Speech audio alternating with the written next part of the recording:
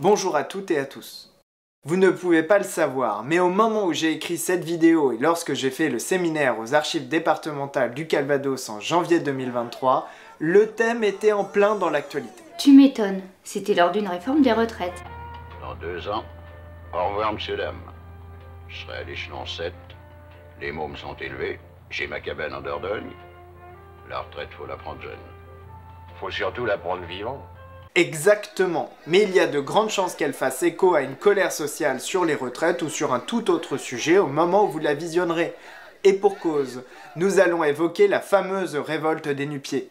Je dis fameuse parce qu'il s'agit, avec la révolte des Croquants, de l'une des rébellions antifiscales les plus connues. En Normandie en tout cas. Elle s'inscrit dans une certaine tradition de la Grande Jacquerie d'Île-de-France en 1358, en passant par les soulèvements urbains de la fin du XIVe siècle, à Rouen, à Paris, à Lyon, à Reims, et la liste est longue puisqu'aucune société n'y échappe.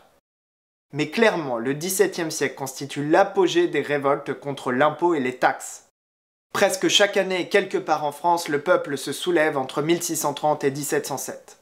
Des milliers de révoltes paysannes ou urbaines éclatent et la révolte des Nu-Pieds est au cœur de cette dynamique contestatrice. Je vous propose donc de prendre le temps de comprendre l'événement. Allez, générique.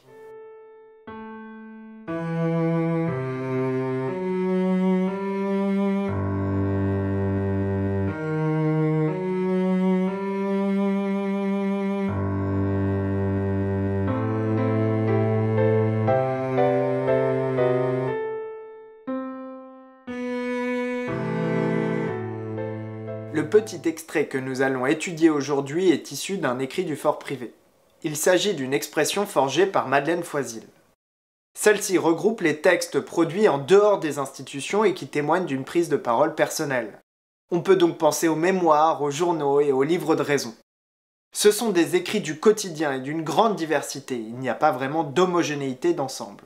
D'ailleurs, le manuscrit qui nous intéresse aujourd'hui illustre bien cet état de fait. Effectivement, il se compose de 3 parties assez distinctes et faciles à identifier. On y trouve d'abord un album amicorum, puis un mémoire familial et enfin une sorte de chronique, ou un journal en fait si vous voulez. Et c'est quoi un album amicorum? Bonne question.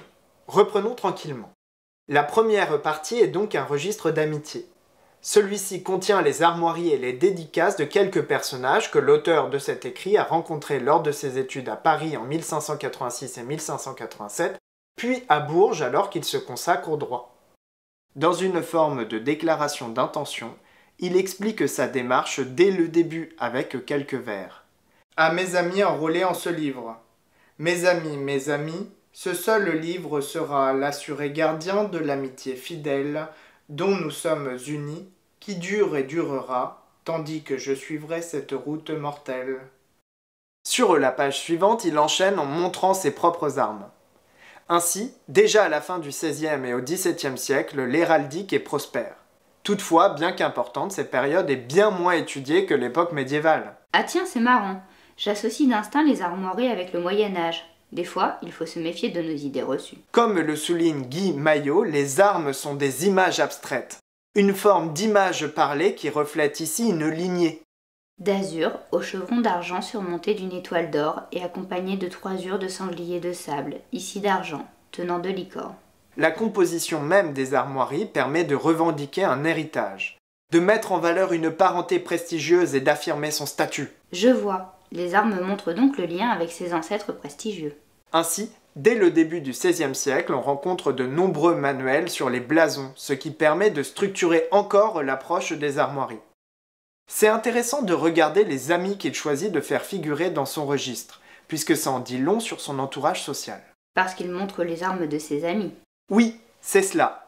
Par exemple, on trouve d'abord Nicolas Michel, seigneur des Prés, avec son anagramme Summincola Caeli, dans le sens de « je suis habitant du ciel », pour Michael Nicolaus, c'est-à-dire Nicolas Michel. Et à qui a-t-on affaire?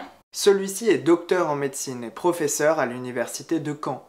Il dispose à l'évidence d'une certaine culture antique puisque la citation qui figure sur le serpent est la fin de vers du poète romain Tibulle. Avec Virgile et Horace, il est l'un des inventeurs de la poésie champêtre. Enfin, la dédicace en grec signifie monument dans le sens de mémorial de Nicolas, fils de Michel, 1586. Merci Laurent pour la traduction, on sait que tu te reconnaîtras.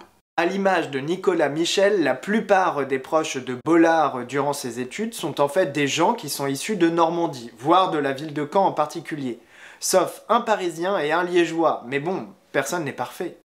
Il gravite dans un monde d'officiers, avocats, élus et autres, ce qui est assez attendu pour un auteur qui a fait ses études de droit. Entre chaque blason dans son album amicorum, on trouve aussi des médaillons découpés et collés. J'y reconnais des personnages importants comme par exemple Henri II, Catherine de Médicis, Henri III, Louise de Lorraine. Il s'agit de gravures de Jean Rabel, spécialisé dans les portraits des membres de cour, et de Thomas Deleu, un graveur d'Angers, qui s'est installé à Paris à partir des années 1580. Intitulé Mémoire du vrai, la deuxième partie de cet écrit porte sur un recueil d'actes sur la famille Bollard. On est ici très proche d'un livre de raison, comme on en croise tant au XVIIe siècle, mais avec seulement un recueil d'actes de naissance, de mariage et de décès. Cela nous en apprend sur l'auteur du manuscrit lui-même, comme le montre la mention de sa propre naissance. Et tu n'as même pas été chercher son acte de baptême pour comparer? Mais si, le voilà. Il était dans les registres de naissance du culte protestant de Caen. Et comme tu peux le constater, son père était un ancien du culte au quartier Saint-Sauveur. Signe qu'il était bien implanté dans la communauté protestante locale. Et là, c'est le moment où tu nous parles de l'auteur du manuscrit. Jean Bollard est né en 1567, et il a entre 19 et 20 ans quand il part faire ses études à la capitale. Il est issu d'une famille d'officiers puisque son oncle est conseiller au présidial. Je le cite parce que c'est aussi son parrain, mais c'est le cas de l'écrasante majorité des gens qui gravitent autour de cette famille. Un lieutenant, un contrôleur général des finances, on a des avocats, des receveurs, et j'en passe. On a donc affaire au monde des petits officiers, voire des officiers moyens dans une ville comme Caen. Il est issu du premier mariage de son père Pierre avec Marie Levallois. Clairement, comme sa famille, Jean Bollard est protestant. Seigneur du Mézé et de Milly-le-Malherbe, il est lui-même conseiller du roi en l'élection de Caen. D'accord, et ça consiste en quoi? Il est en charge d'une partie des affaires touchant aux recettes extraordinaires. Ce sont des taxes supplémentaires théoriquement provisoires. Qui deviennent presque toujours permanentes, mais sans le dire. On sait que les procédures portant sur l'impôt sont déjà nombreuses au XVIe siècle. Mais elles se multiplient encore au XVIIe siècle pour atteindre 46% des litiges au présidial de Caen. De plus, pour simplifier encore les choses, les juridictions compétentes à ce sujet sont le bureau des finances, les greniers à sel, les élections, les bureaux des aides et des traites à Caen en première instance. Le tout avec un appel à la cour des aides de Rouen. Bref, vous l'aurez compris, c'est le bazar. Tu l'as dit. Et concrètement, quel est le rôle de l'élection dans laquelle Jean Bollard officie au quotidien? On y juge principalement les crimes, délits et contraventions concernant l'impôt, et en particulier les litiges sur les tailles et les dépens. En tant qu'élu, Jean Bollard officie donc dans l'élection de Caen, institution établie en 1447. Lorsqu'il écrit, celle-ci se compose d'un président, de 3 lieutenants ainsi que de 8 élus. Globalement, ce ne sont pas des offices très prisés. Au XVIIe siècle, leur prix est inférieur de 12 à 20% par rapport à ceux du bailliage par exemple. Qui ne sont déjà pas parmi les plus prisés. Vous l'aurez compris, ce n'est pas du tout un hasard s'il s'intéresse à la révolte des nu-pieds à Caen. On est au cœur des problématiques de contestation de l'impôt qui le concernent dans l'exercice de sa charge de justice. De fait, près de la moitié des litiges concernent la taille dans la juridiction caennaise. Avec la gabelle, la taille est certainement l'impôt le plus impopulaire de l'Ancien Régime puisque c'est une taxe arbitraire. Le seigneur réalise ce prélèvement contre sa protection. Sa protection, ben tiens. Impôt direct par excellence pesant uniquement sur les roturiers, c'est aussi le plus ancien prélèvement puisqu'il est apparu au XVe siècle. Or, sous Richelieu et Mazarin, la taille est multipliée pratiquement par 3, alors que les nobles et le clergé en sont exemptés. Donc, pour changer, tout pèse sur les épaules des plus pauvres et de la classe moyenne. Si on peut considérer que la classe moyenne existe durant l'époque moderne, oui, d'une certaine manière, ton anachronisme est logique. Dans les faits, l'impôt pèse sur ceux qui bénéficient de moins de privilèges. Durant l'Ancien Régime, le privilège est une liberté, c'est-à-dire des droits dont bénéficient, par exemple mais pas seulement, les bourgeois ou les habitants des villes. À la toute fin de la chronique, il consacre quelques lignes à la révolte des nu-pieds. Son approche est très restrictive, comme nous allons le voir. Mais ça va être intéressant de comparer avec d'autres descriptions de cette révolte que l'on connaît par ailleurs. L'approche de Bollard est minimaliste, elle témoigne aussi de ce qu'est la révolte des nu-pieds, c'est-à-dire une révolte comme beaucoup d'autres. J'étais convaincue que c'était un mouvement massif pourtant. Et pourtant, elle n'est pas si extraordinaire d'un point de vue quantitatif ou d'un point de vue qualitatif.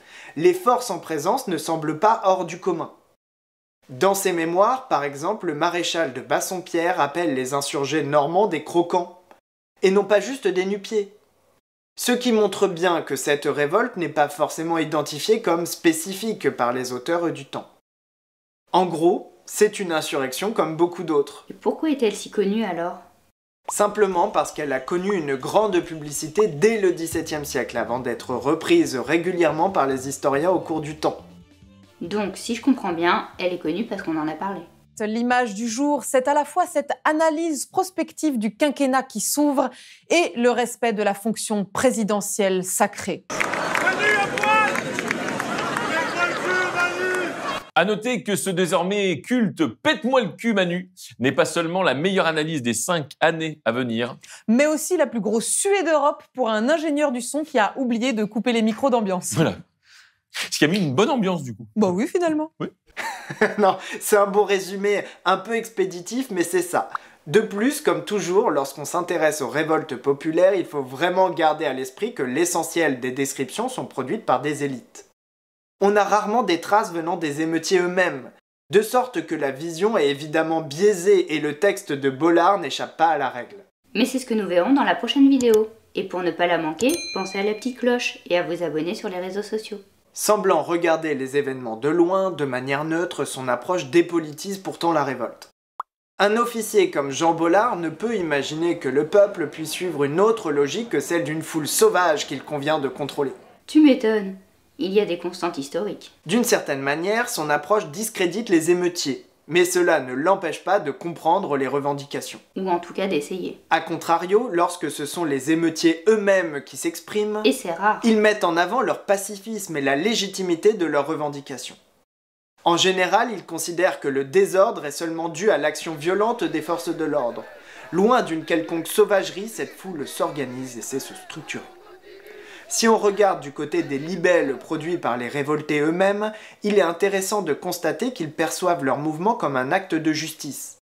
On prend les armes au nom des libertés locales. Bref, il va nous falloir décortiquer ce texte en gardant bien à l'esprit ce biais. En attendant la prochaine vidéo, utipeuses, utipeurs, futurs utipeuses et futurs utipeurs, partagez cette vidéo et aidez les autres à découvrir cette chaîne.